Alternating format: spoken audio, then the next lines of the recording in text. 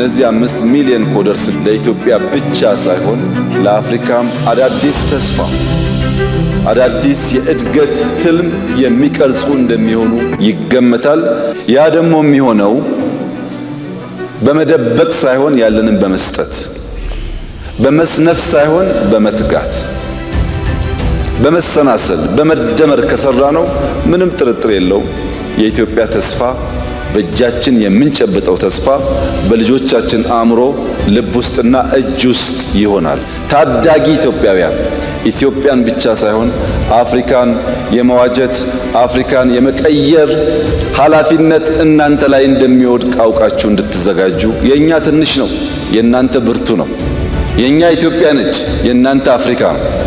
ለዚያ ራሳችሁን እንድታዘጋጁ፣ ካሉባልታ ከሰፈር ወሬ እንድትጠበቁ፣ ለብልጽግናችን በትብብር እንድንተጋ፣ ለሰላም እንድንተጋ፣ ለልማት እንድንተጋ አደራ ማለት እፈልጋለሁ።